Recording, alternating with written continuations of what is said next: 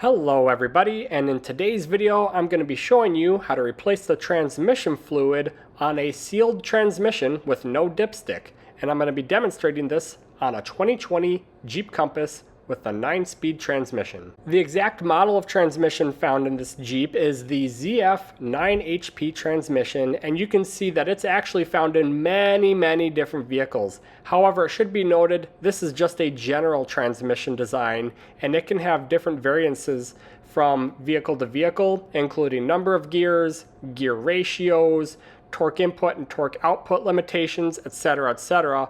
But nonetheless, the process for changing the fluid on this transmission should be pretty much the exact same amongst all different vehicles found on this list. So before we start, we need to find out what transmission fluid we need. And again, another variance is that all these different transmissions require different fluids. So to find out which one you need, you'll go to your owner's manual, and somewhere near the back there's a technical specification section. Find your transmission and it'll tell you what fluid you need. In my case, I need the Mopar ZF 8 and 9 speed ATF. On Amazon, you can find a pack of 7 quarts for about $100 to $105. You can also find some good deals on eBay as well. For this job, you're going to need 4 quarts. So as long as you have 4 quarts or more, that should be good. To remove the drain and fill plug, you're going to need both an 8mm and 6mm hex bit. And if you don't already, I might recommend getting this hex bit socket set. Makes easy work of attaching them to a ratchet or a torque wrench for removal and installation. And to fill the transmission back up with fluid, we're going to take some 1/4-inch inner diameter vinyl tubing, guide it down through the engine bay into the transmission fill port. You can find this at a variety of stores, including Menards and Home Depot.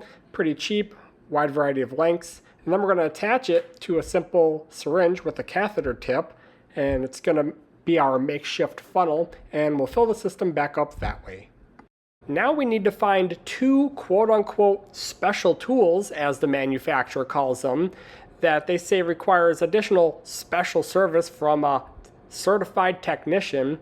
And you want to know what those 2 special tools are? The first one is the temperature gauge for your transmission, which is easily accessible on your car. And the second one, believe it or not, is a simple dipstick. So let me show you how to get these 2 tools. Again, the first tool that we need is the temperature gauge to your car. So come in the car, turn the power to the car on, let it boot up, and then you're going to take the controls on your steering wheel, and we're just going to scroll down some vehicle info, and we'll scroll off to the right. You can see we got the tire pressure, coolant temperature, and look at that, the transmission temperature, which is what they describe as a special tool requiring special service right there. Next, we need a dipstick specific for our transmission. No single dipstick is going to be good for all of these ZF transmissions, and I like to go straight to the source, which is the official service manual, which is what even the technicians use. And this will ensure we have the correct part number. You can find these service manuals on cardiagn.com. I'll post a link in the description. And it's not terribly hard to use, a little overwhelming, but I'll show you how to do it. First, we will select our vehicle. So we're gonna scroll down and choose Jeep. And then I've got a Jeep Compass, select that. And now we need to find the service manual or the repair manual for our year of vehicle. Again, I've got 2020. Here's the 2020 service repair manual. Now we need to scroll down to the transmission section. There are a bunch of different sections and a bunch of different manuals. And again, you should find one simply titled Service Information or General Repairs. Don't worry about all those other electronic diagnostic code ones. That's not what we're looking for. We're looking for just general transmission service. And here we are. And we're going to use the little search bar, and I like to type in the word dipstick. There's not too many other purposes for a dipstick, but right off the bat, you can see that we need dipstick part number 10323A. And so we'll type that into Amazon, and we'll buy that dipstick. And you can see there are a few options. I just bought the one at the top. It's the black one that costs $12, not very expensive. It's got a lot of reviews and good reviews on top of that. So that's what I'll be posting in the description and the one I'll be showing in the video today. Going back to the service manual, we're gonna cycle through all the dipstick search results until eventually we find the fluid and filter procedure section, which is then going to show us how to use the dipstick. It's not just a simple matter of put it in and pull it out. we actually have to look for a specific temperature chart, which we can see right here. And what it's going to do is tell us what the fluid level should be depending on what the transmission fluid temperature is. And so we're going to screenshot this temperature chart from your service manual and use that at a later point when you are working on the transmission itself. Next, I want to talk about the service interval for these cars. In other words, how often should you be changing the transmission fluid? And unfortunately, many manufacturers are labeling these fluids as lifelong fluids, sealed transmissions. You never need to change the fluid, and that's just simply not true.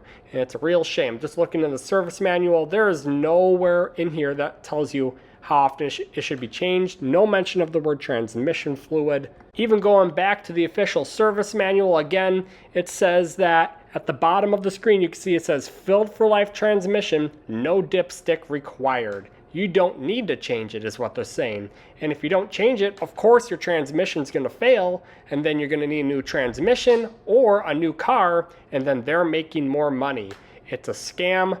Don't buy into that. So to determine how often you need to change your transmission fluid is going to depend on the condition of the fluid. Here's what our fluid looks like after 60,000 miles on this Jeep Compass. Old fluid on the left, brand new fluid on the right, and you can see already it's noticeably more brown and darker. And although it's not black or disgusting or burnt smelling, I would say this is actually the perfect time to change the transmission fluid. My personal recommendation is to start by doing a single drain and fill every 30,000 miles and just continue to evaluate the fluid from there. If you feel like you can extend the fluid longer to 45 or 60,000 mile intervals, if the fluid's not too dirty, by all means, you can do that. Vice versa, if your fluid's looking even darker after 30,000 mile changes, you can increase it to 15,000 mile intervals. Everybody's vehicle, their driving habits, their driving conditions are all going to be different. Some people are just doing light commutes from work back and forth from point A to point B.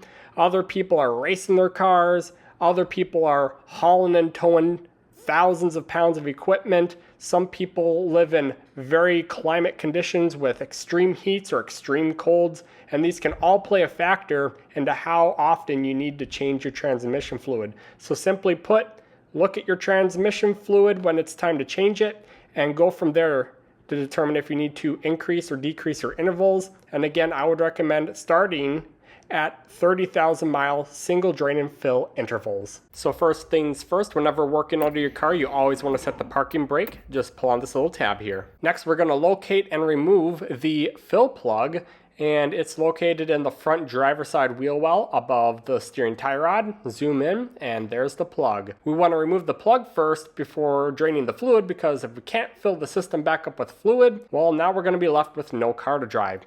You also don't need to remove the wheel like I did. I'm just doing this for filming purposes. You can instead just turn the wheel to the left and that'll give you enough access room. And you can see that there's not a lot of working room, so I would recommend a flex head ratchet for ease of removal and installation of the plug. Now we're going to lift the front driver's side of the vehicle to give us more working room. There's a lift point right behind the front tire right here, and then you can put your jack stand under the frame. Now we can take our catch pan, put it under the drain plug located next to the exhaust, and we'll let all that fluid drain out.